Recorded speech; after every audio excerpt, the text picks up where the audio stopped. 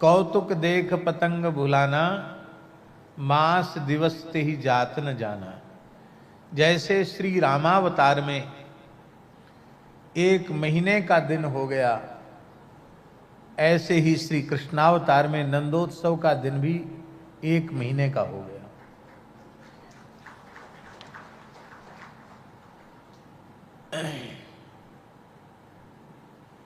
आप लोग कहेंगे कि रामावतार में तो सूर्य वंश में भगवान प्रकट हुए हैं, इसलिए सूर्य नारायण को बहुत प्रसन्नता है, मेरे वंश में प्रभु का अवतरण हुआ है।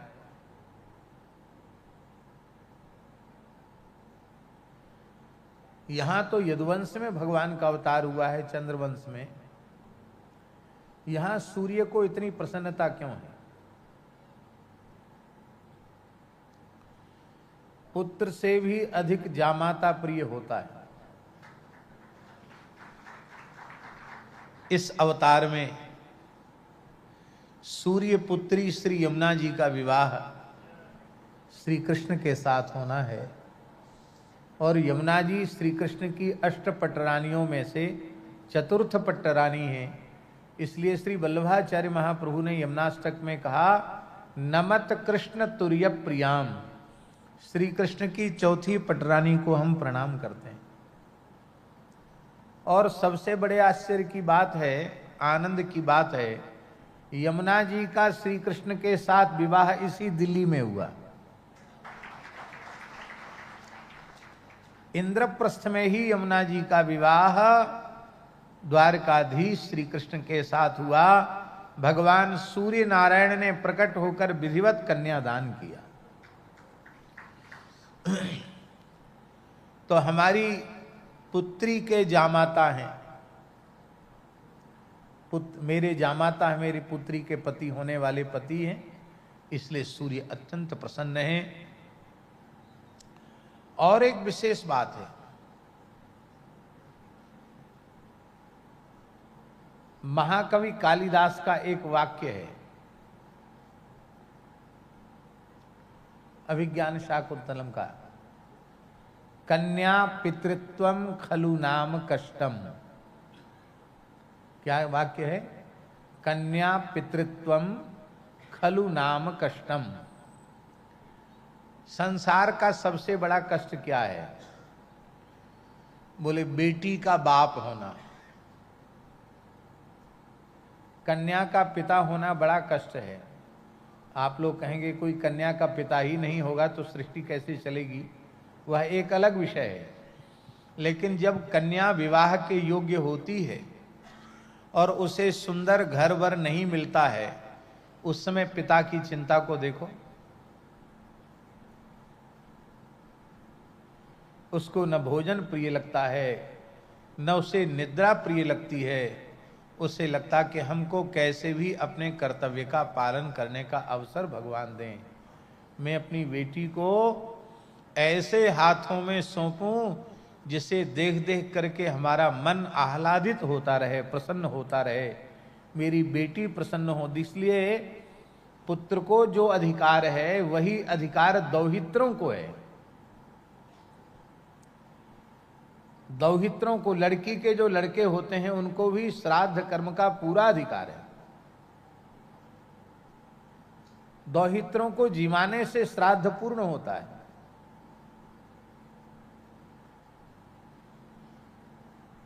सूर्य पुत्री यमुना जी कब से हैं? स्वयंभव मनवंतर का जो आरंभ है, प्रथम मनवंतर, उसमें भगवान सूर्य की पुत्री यमुना जी हुई है। ब्रह्मा जी के पुत्र मरीचि, मरीचि के पुत्र कश्यप, और कश्यप की अदिति नाम वाली पत्नी से भगवान आदित्य सूर्य का जन्म हुआ है। ये स्वयंभू मनवंतर की बात है। स्वयंभू मनवंतर समझे? ये 28वां कलयुग है। कितनेवां कलयुग है? हम लोग संकल्प में बोलते 28वें कलयुगे कलि प्रथम चरणे। 28वें कलयुग का पहला चरण चल रहा है। प्रथम चतुर्युगी के सतयुग की बात है।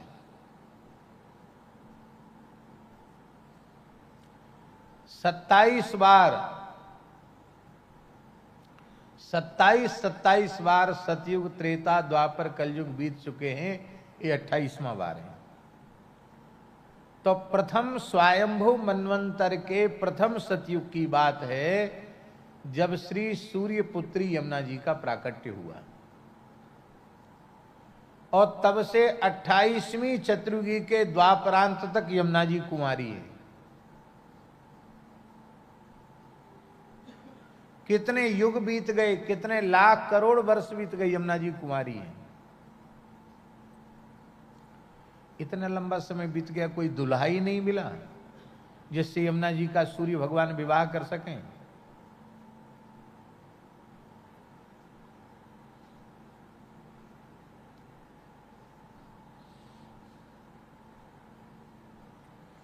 अब देखिए, अवतारों में भगवान से ही विवाह करेंगी यमुना जी, दूसरे का वर्ण नहीं करेंगे, क्योंकि भगवान की ही शक्ति है यमुना जी। दूसरे का वर्ण यमुना जी कर नहीं सकती है, भगवान का ही वर्ण करेंगी।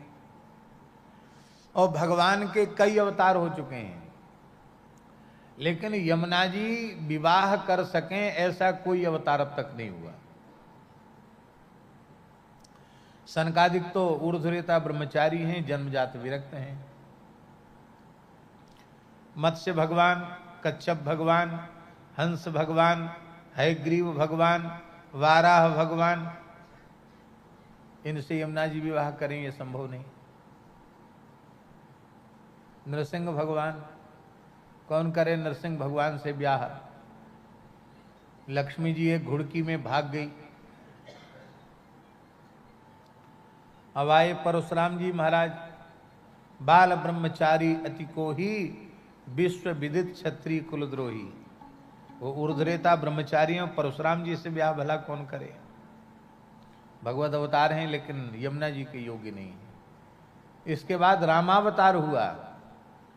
राम जी सर्वथा योग्य हैं, पर समस्या ये है सूर्य पुत्री यमुना जी और सूर्य वंश में राम जी, एक ही गोत्र में एक परिवार में विवाह कैसे होगा?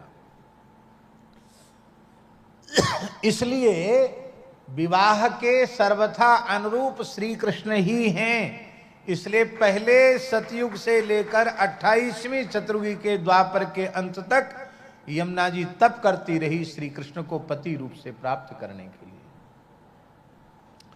तो इतनी चिर प्रतीक्षा के बाद मेरी बेटी के हाथ पीले होंगे, इसलिए सूर्य इतने प्रसन्न हो गए, इतने प्रसन्न हो गए कि 1 महीने तक उनको आगे बढ़ना भूल गया, स्थिर हो गए। आप लोग कहेंगे ये कैसे संभव है? ये कोरी भावुकता है, क्योंकि सूर्य उदय, सूर्यास्त ये सब गणित है, ज्योतिष के अनुसार निश्चित है। कितने बजकर कितने मिनट पर सूर्योदय होगा, कितने बजकर कितने मिनट पर सूर्यास्त होगा, कहाँ सूर्योदय का समय क्या है, कहाँ सूर्यास्त का समय क्या है। अलग अलग सूर्योदय सूर्यास्त का समय भी होता है। घटी, पल, मुहूर्त, ये सब गणित है, इसमें बदलाव नहीं किया जा सकता है। तो ये 1 महीने का दिन हो गया, इसका आशय क्या है? इसका आशय यह है कि 1 दिन के समय में ही भगवान की अचिंत्य शक्ति योग माया ने 1 महीने के समय को स्थापित कर दिया। ऐसा हम लोग स्वीकार कर लेंगे तो फिर गणित बिल्कुल नहीं बिगड़ेगा, एकदम सही बात हो जाएगी। अब दूसरा उदाहरण देख लीजिए। मानवीय वर्षों से केवल 125 वर्ष का समय लेकर भगवान श्री कृष्ण धरती पर आए। और महारास लीला में जो शरद पूर्णिमा की रात्रि में लीला हो रही है, उसको सुखदेव जी ने कहा ब्रह्मरात्र उपावृत्ते वासुदेवानुमोदिता। ब्रह्मरात्र, ब्रह्मा जी के रात्रि के समान वह रात्रि थी। ब्रह्मा जी की रात्रि कितनी बड़ी होती है? पहले ब्रह्मा जी का दिन कितना बड़ा होता ये हम समझें। श्रीमद् भगवद गीता में सहस्र युग पर्यंतम अहर्यद ब्रह्मणो विदुहु, 1 सहस्र चतुर्युगी का ब्रह्मा जी का एक दिन होता है। माने ब्रह्मा जी के एक दिन में 1000 बार सतयुग, 1000 बार त्रेता, 1000 बार द्वापर, 1000 बार कलयुग व्यतीत हो जाते हैं। 14 बार इंद्र बदल जाता है, 14 इंद्रों की आयु पूरी हो जाती। 14 बार सप्तर्षि बदल जाते हैं, सूर्य चंद्र सब बदल जाते हैं। इतना बड़ा ब्रह्मा जी का दिन होता है और इतनी ही बड़ी ब्रह्मा जी की रात्रि होती है। माने 1000 चतुर्युगी के समय तक भगवान श्री कृष्ण का रास हुआ। और ब्रज में तो आपको सुनकर आश्चर्य होगा, ब्रज में तो ऐसी प्रसिद्धि है कि ब्रह्मा जी की रात्रि में भी ब्रह्मा जी के रात्रि के प्रमाण से 6 महीने की रात्रि, ऐसा ब्रज में प्रसिद्ध है। कितने महीने की रात्रि? यहां तो एक रात्रि में ही समस्या है, ब्रज में तो लोग 6 रात्रि कहते हैं। आप कहेंगे कैसे भाई बात बनेगी, इधर 125 वर्ष का समय लेके भगवान आए और यहां ब्रह्मा जी की रात्रि के समान रात्रि, ये कैसे संभव होगा? इसका तात्पर्य है कि मानवीय एक रात्रि के समय में ही भगवान की लीला संपादिका शक्ति, अचिंत्य शक्ति योग माया ने ब्रह्मा जी की एक रात्रि के समय को स्थापित कर दिया, अथवा 6 महीने की रात्रि का समय स्थापित कर दिया। और योग माया तो ऐसी है, अघटित घटना पटी ऐसी है, कर्तुम अकर्तुम अन्यथा कर्तुम सर्व समर्था योग माया है। वो तो करोड़ों करोड़ों ब्रह्मा जी की आयु भी एक क्षण में स्थापित कर सकती है। एक रात्रि का समय तो बहुत है। एक और उदाहरण सुन लीजिए। 6 मनवंतर बीत गए तपस्या करते करते मार्कंडेय ऋषि को। कितने मनवंतर? 6।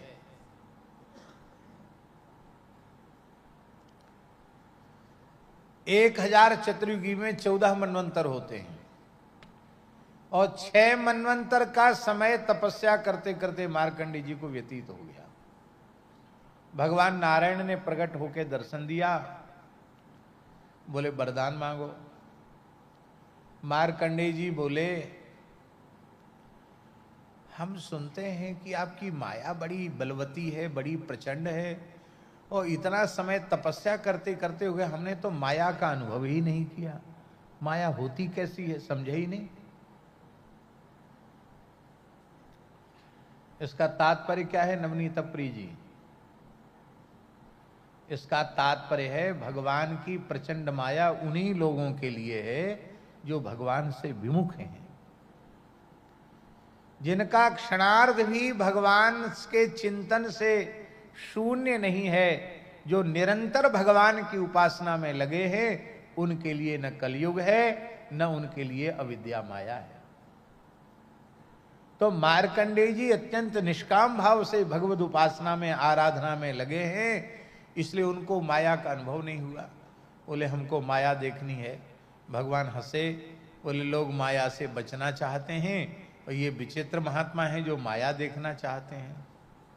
बोले ठीक है, हमारी योग माया की थोड़ी झलक आपको मिल जाएगी। भगवान अंतर्धान हो गए। मार्कंडेय महर्षि अपनी यज्ञशाला में बैठे थे और हवन कर रहे थे, स्वाहा स्वाहा स्वाहा। वेद में लिखा है समिद्ध तमेग्नौ जुहियात, अत्यंत निर्धूम प्रचंड अग्नि में ही आहुति देनी चाहिए। महर्षि मार्कंडेय अत्यंत प्रज्वलित अग्नि में आहुति दे रहे हैं। और आप विचार कर सकते हैं, प्रज्वलित अग्नि में, धधकती हुई अग्नि में आहुति जलने में कितना समय लगेगा? आपने कहा स्वाहा, तुरंत जल गई आहुति। 1 सेकंड का भी समय नहीं लगता और आहुति दग्ध हो जाती है। और महर्षि मार्कंडेय ने हाथ में शाकिल्य लेकर कहा नारायणाय स्वाहा। इतने में ही तो पूरा दृश्य बदल गया। उनको लगा कि हाथी की सूंड के समान मोटी मोटी धाराएं आकाश से गिर रही हैं और देखते देखते भूरलोक, भुवरलोक, स्वर्गलोक तक सब जल ही जल हो गया। सृष्टि रही नहीं गई, केवल जल जल जल, चारों ओर जल हो गया। अब कुछ भी नहीं रह गया। बिना आधार के बेचारे जल में तैरते रहे। उनको अनुभव हुआ कि करोड़ों वर्ष हमको थपेड़े खाते खाते जल में हो गया। कभी किसी तिमिंगिल के पेट में चले जाते फिर बाहर आ जाते, कभी किसी मगरमच्छ के पेट में चले जाते फिर बाहर आ जाते। बहुत व्याकुल हो गए। उनको लगा कि अब तो करोड़ों करोड़ों वर्ष हो गए, अब मैं क्या करूं? हे प्रभु मेरी रक्षा कीजिए। जैसे ही मन शरणागति का भाव आया कि उसी समय क्या देखते हैं कि एक पत्ते पर एक बालक अपने दोनों हाथ से अपने दाहिने पैर को पकड़कर दाहिने पैर का अंगूठा अपने मुंह में चूस रहा है। बहुत प्रसिद्ध है, आप सबको याद होगा।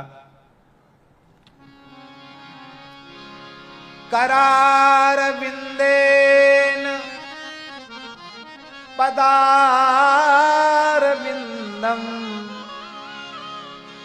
मुखारविंदे विनिवेशयन्तम् बटस्य पत्रस्य पुटे शयानम् बालम मुकुंदम मनसा स्मरामि। बटपत्र साई, बट के पत्ते पर ठाकुर जी शयन कर रहे हैं। अपने ही कर कमल से अपने दाहिने चरण को पकड़कर अंगूठा मुंह में चूस रहे हैं। क्यों चूस रहे हैं? भगवान सोच रहे हैं ये सारे भक्त हमारे चरण पर ही न्यौछावर हैं, लट्टू हैं, मेरे चरणों की शरण ग्रहण करते हैं और वैष्णव मात्र नित्य चरणामृत लेता है।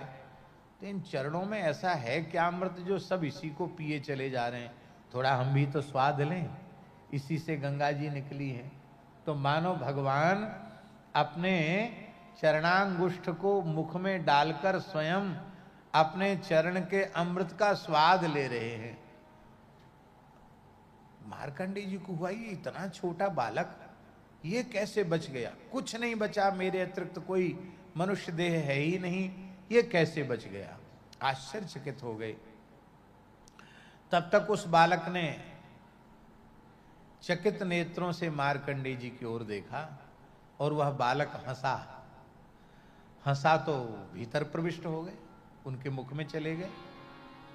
मुख में चले गए तो उनके पेट में गए तो अनेकानेक ब्रह्मांडों का दर्शन किया। अपने आश्रम में भी पहुंच गए, वहां भी हजारों लाखों वर्ष तक रहे। बाद में भगवान जैसी फिर से हंसे तो फिर से मुख से निकले और देखते हैं कि वही बालक अपने पैर का अंगूठा अपने मुख में दिए हुए है। तब आपने कहा करार विंदेन पदार विंदम मुखार विंदे विनिवेशयंतम बटस्य पत्रस्य पुटे शयानम बालम कुंदम मनसा स्मरामि। जैसे स्मरण किया तब तक क्या देखते हैं कि हम तो अपने यज्ञशाला में हवन के लिए बैठे हैं और अभी एक ही आहुति दी है, नारायणाय नमः स्वाहा। अब देखो इतने थोड़े समय के बीच में लाखों करोड़ों वर्षों का अनुभव, महाप्रलय का अनुभव, न जाने कितने ब्रह्मांडों का अनुभव हो गया। इसी का नाम है योग माया। इसलिए भगवान जब जब लीला करते हैं तो उनकी लीला संपादिका शक्ति योग माया सदा उनकी सेवा में प्रस्तुत रहती है। इसलिए संदेह नहीं करना कि 1 महीने का दिन कैसे हो गया। कोई हमसे तो ये कहे कि 1000 वर्ष का दिन हो गया, तो हमें तो कम से कम संदेह नहीं होगा, क्योंकि भगवान की लीला में कहीं भी संदेह का स्थान नहीं है। अब नंद बाबा बोले, भैया नंदोत्सव तो है गयो, अब चलें कंस को वार्षिक कर चुकाया में। और ब्रजवासी कहवे लगे कि अरे बाबा, अवई थोड़ी देर पहले तो कान में खबर पड़ी कि नंद के लाला भयो है, यशोदा के लाला भयो है, और वही तो हम नाच कूद के तृप्त नहीं है पाए, याई बीच में सूर्य अस्ताचल को चले गए। आज को दिन तो विधाता को नेक बढ़ा देना चाहिए, आज को दिवस या विधाता ने बहुत छोटो बनाए दियो। अवई तो सूचना मिली लाला के जन्म की और सूर्य अस्ताचल को चले गए। ब्रजवासी तो कह रहे, पर ब्रह्मा जी हंस रहे मन ही मन के धन्य है ब्रजवासियों, महीना भर का दिन हो गया और तुम कह रहे हो कि बहुत छोटा दिन हो गया। उत्सव का समय ऐसा ही होता है। क्या आपको लगता है आज 5वां दिन है कथा का? नहीं लगता है ना? क्यों नहीं लगता है? उत्सव का समय इसी प्रकार से व्यतीत हो जाता है।